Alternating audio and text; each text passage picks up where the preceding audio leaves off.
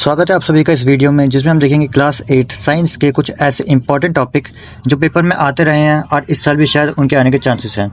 इतना मैं कह सकता हूँ, अगर आप ये टॉपिक्स कर लेंगे तो आपके पेपर में 90% तक नंबर आ सकते हैं क्लास 8 के साइंस के पेपर में। तो बिना किसी देरी के शुरू करते हैं आज का वीडियो, जिसमें आपका पहला चैप्टर होगा क्रॉप प्रोडक्शन एंड मैनेजमेंट। ये चैप्टर नंबर 1 है और सब बच्चों ने लगभग पढ़ ही लिया होगा इसको। खैर, इसके इंपॉर्टेंट टॉपिक पे आऊँ तो सबसे पहले इसका इंपॉर्टेंट टॉपिक आता है आपका मेथड्स ऑफ इरिगेशन। इरिगेशन का मतलब होता है पानी देना। हम पानी कैसे देते हैं, कितना देते हैं, ड्रिप बाय ड्रिप सिस्टम, और भी कुछ और तरीके हैं।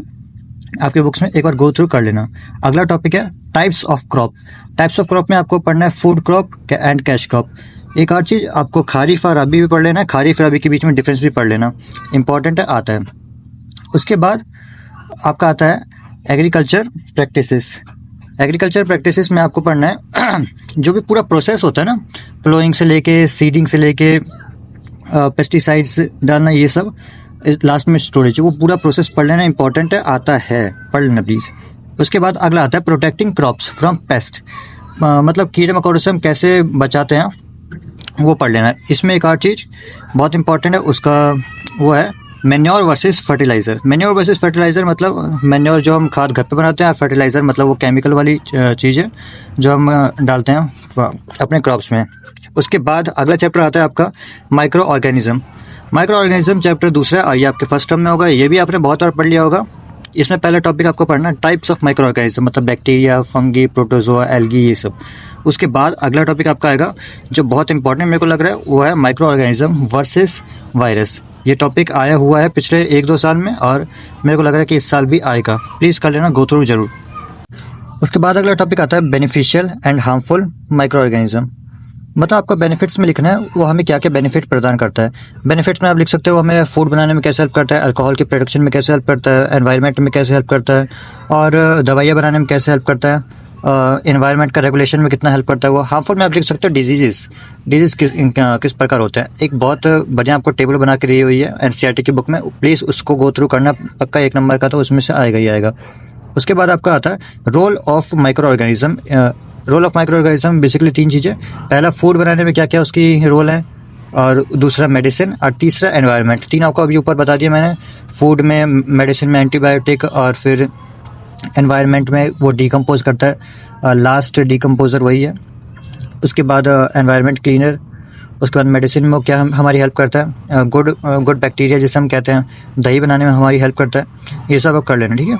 उसके बाद अगला टॉपिक आता है आपका जो कि है hygiene and disease. Hygiene and disease मतलब साफ़ सफाई हम कैसे रखें, कैसे बैक्टीरिया ना फैलने दे, वायरस ना फैलने दे, अपने आप को वायरस से कैसे बचाएं, ये सब आपको लिखना है। डिजीज़ मतलब बीमारी, अभी मैंने ऊपर आपको बता ही दिया जो डिजीज़ थे, वो टेबल प्लीज़ गो थ्रू कर लेना, उसमें से पक्का आएगा ही आएगा। मेरे को भी लग रहा है कि 1-2 नंबर का उसमें से आना चाहिए। उसके बाद थर्ड चैप्टर जो है आपका, उसका नाम है coal and petroleum. Coal and petroleum एक ऐसा चैप्टर है जिसका बेसिक आइडिया ऑलमोस्ट हर बच्चे को रहता ही रहता है। ये लगभग फ्री के नंबर है, आप ग्रैब आसानी से कर सकते हो। इसका पहला इंपॉर्टेंट टॉपिक है formation and types of coal. Coal के बारे में जितनी भी चीज़ें हो सब पढ़ लेना। कोल के सारे कैरेक्टरिस्टिक्स, कैसे बनता है और यूज़ क्या क्या होते हैं, कितने इसके टाइप होते हैं, पक्का 1 नंबर का तो आएगा ही आएगा। एक क्वेश्चन पक्का आएगा ही आएगा, ठीक है। उसके बाद पेट्रोलियम एंड इट्स प्रोडक्ट। जब आपको पता है कि पेट्रोलियम हम समुद्र से निकालते हैं, फिर पेट्रोलियम के काफ़ी सारे रिफाइन करके प्रोडक्ट्स बनते हैं, जैसे पेट्रोल, ये सब, वो सब पढ़ लेना। उसके बाद डैम इंपॉर्टेंट टॉपिक आएगा आपका फॉसिल फ्यूल। फॉसिल फ्यूल एक ऐसा टॉपिक है जो आपका नंबर ला के देगा ही देगा। इस चैप्टर में पढ़ लेना, इंपॉर्टेंट है, आता ही आता है। सब कुछ पढ़ लेना फॉसिल फ्यूल के बारे में, आपको नंबर पक्का मिलेगा, ठीक है। उसके बाद एनवायरमेंटल कंसर्न्स, मतलब एनवायरमेंटल कंसर्न्स फॉसिल फ्यूल को रिलेटेड।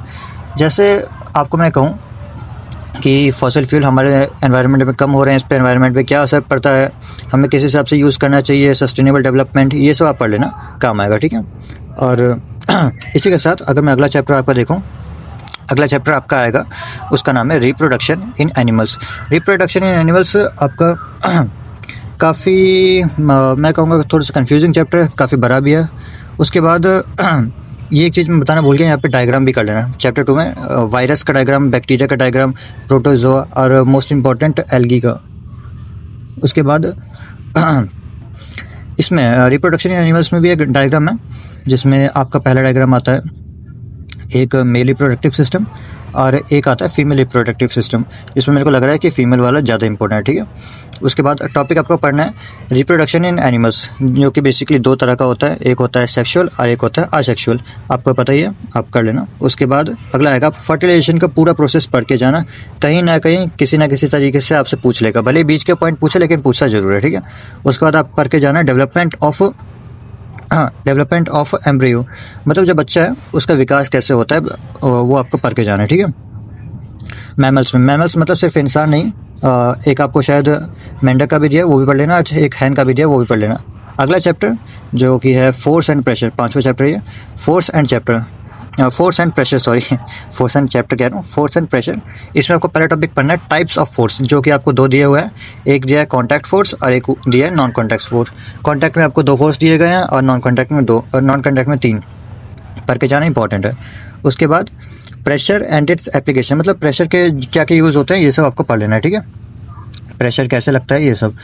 और उसके बाद आपको पढ़ना है ये टॉपिक आपका शायद डिलीटेड होगा, लेकिन अगर है तो पढ़ लेना प्लीज़, किसी स्कूल में पूछ लेते हैं। उसके बाद अगला आपको पढ़ना है इफेक्ट्स ऑफ फोर्स, मतलब फोर्स से क्या क्या हो सकता है, शेप चेंज हो जाती है, कभी डायरेक्शन चेंज हो जाती है ऑब्जेक्ट पे, और उसकी स्पीड चेंज हो जाती है, ये सब आपको पढ़ना है, इंपॉर्टेंट है, पढ़ लेना, ठीक है। ज़्यादा बड़ा चैप्टर था नहीं। उसके बाद सॉरी लाइट मेरे को चेंज करनी पड़ी।